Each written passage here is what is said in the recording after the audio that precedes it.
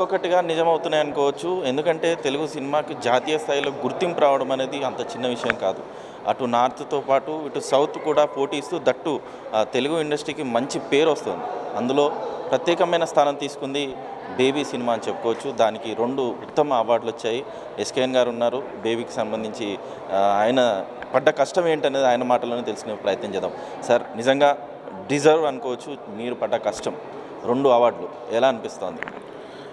చాలా ఆనందంగా ఉందండి. ఎందుకంటే బేబీ ప్రతి వేదిక మీద అవార్డులు గెలుచుకుంది. అలాగే సినిమా బాక్స్ ఆఫీస్ దగ్గర ఘన విజయం సాధించింది. సో గ్రాండ్ ఫినాలే లాగా జాతీయ స్థాయిలో అవార్డులు గెలుచుకోవటం, అది మా టీంకి తెలుగు సినిమాని రిప్రజెంట్ చేస్తూ జాతీయ స్థాయిలో 2 రకాల డబుల్ డిలైట్. ఇది వెరీ మచ్ హ్యాపీ అండి. ఎస్, అంటే మనం చిరంజీవి గారు చెప్పిన మాటలు చూసాం. ఎందుకు సౌత్ని అనేది ఆ రేంజ్ నుంచి ఇవాళ జాతీయ స్థాయిలో సినిమాలు కావచ్చు, ప్రపంచ స్థాయిలో సినిమాలు కావచ్చు, ఈరోజు నిజంగా అవార్డ్స్ విషయంలో కావచ్చు, ఇంత స్థాయికి మీరు కూడా అంత కష్టపడ్డారని చెప్పుకోవచ్చు. సో మీరు పడ్డ ఎఫర్ట్స్ ఏంటి ఓవరాల్గా ఈ సినిమా గురించి?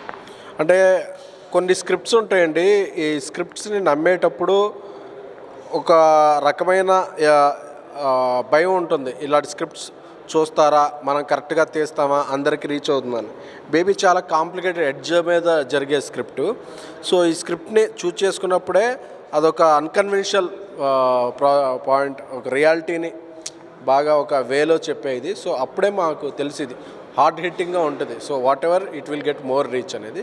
సో దాన్ని ఆడియన్స్ కూడా అంతే డెప్త్కి తీసుకుని చూడటం వల్ల ఈ విజయం దక్కిందని అనుకుంటున్నాను. సాయి రాజేష్ గారి గురించి చెప్పాలనుకుంటే, ఎందుకంటే ఆయన విజన్ అనేది మీ వరకు తీసుకురావడం అనేది ఒక టాస్క్, చాలా పెద్ద టాస్క్. దాన్ని ఏ విధంగా కన్విన్స్ చేశారు అండ్ ఈరోజు అవార్డ్స్ తీసుకురావడం ఆయన గురించి? నాకు ఆయన స్నేహితుడు అండి, చిన్నప్పటి నుంచి, ఒక కాలేజ్ డేస్ నుంచి స్నేహితుడు. So use to share our feelings, ideas each other. So అప్పటి నుంచి తనలో ఉన్న ఇంటెన్సిటీ తెలుసు. తన హృదయకాలం లాంటి సినిమాలు తీసిన సర్కాజంగా ఉండే ఫిల్మ్స్, తనలో ఒక ఇంటెన్స్ ఎమోషన్ ఉంది, డెప్త్ ఉన్న రైటర్ ఉన్నాడు. రైటర్గా I believe him very next level. తను అప్పటి నుంచి అంటున్నాను, నువ్వు నెక్స్ట్ లెవెల్కి వెళ్తావు అని. తను నమ్మేవాడు కాదు నిజంగానా, బట్ తనకి నువ్వు వెళతావు అనే నమ్మకాన్ని నేను గట్టిగా కలిగించాను. సో నాలాంటి వ్యక్తి బలంగా నమ్మడం వల్ల తను ఏం తీయాలనుకున్నాడో అది బాగా తీసాడు. అది అంటే ఇంకా వేరే ముందు వెనక ఆలోచించకుండా.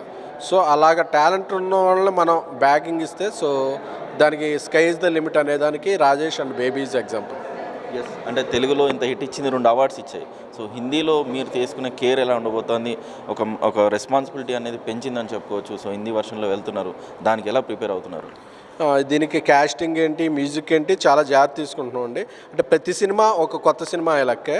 సో ఇక్కడ విజయం సాధించేసిన టేక్ ఇట్ ఫర్ గ్రాంటెడ్ కాకుండా, అక్కడ మళ్ళీ ఒక కొత్త సినిమా చేస్తున్నప్పుడు ఎలా తీసుకోవాలి అనేది అక్కడ టాలెంటెడ్ రైటర్స్తోనూ ఆర్టిస్టులతోనూ కొలాబరేట్ అయ్యి అది కూడా చాలా ఇంటెన్స్ డెప్త్ ఉన్న డ్రామాగా క్రియేట్ అవుతుంది.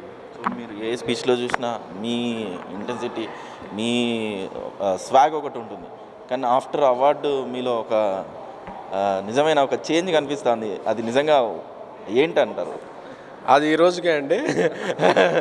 మళ్ళీ మామూలుగా వేరే ఫంక్షన్ వచ్చినప్పుడు దానికే షిఫ్ట్ అయ్యేది కాదు. ఇప్పుడు నేషనల్ అవార్డుకి వచ్చి కొద్దిగా గౌరవప్రదంగా ఫార్మల్ షర్ట్ వేసుకొచ్చి అలా మాట్లాడే, కొంచెం జాతీయ స్థాయి అవార్డు కాబట్టి ఇలాగా మళ్ళీ మన అల్లరే మామూలు సినిమా వచ్చినప్పుడు మళ్ళీ మామూలు సినిమా లాగా. సో ఈ 2 అవార్డ్స్కి సంబంధించి అంటే దీన్ని తెలుగు ప్రేక్షకులకు మీరు ఏమన్నా చేయబోతున్నారా? ఏమైనా any activity you are going to do?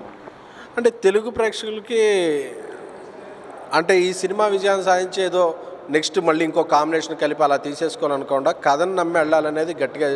Baby తర్వాత 2 ఏళ్ళు శ్రమించి మేము బేబీ హిందీలో చేస్తున్నాం, అలాగే చెన్నైలో స్టోరీ చేస్తున్నాం. అలా ఆడియన్స్ ఆర్ చేంజ్డ్. అంటే నార్మల్ టెంప్లెట్ సినిమాలు చుట్టాకి ఇష్టపట్ల. సో ఇలా డెప్త్ ఉన్న సినిమాలు, ఇంటెన్స్ డ్రామా ఉన్న సినిమా, కథాబలం ఉన్న సినిమాలనే నిర్మించాలని ఒకటి పెట్టుకుని రాబోయే 4-5 సినిమాలు కూడా మంచి కథ ఉన్న సినిమాలు ఆడియన్స్ దగ్గర తీసుకెళ్తున్నాం. Anyway, congratulation and all the best అండి. Thank you very much.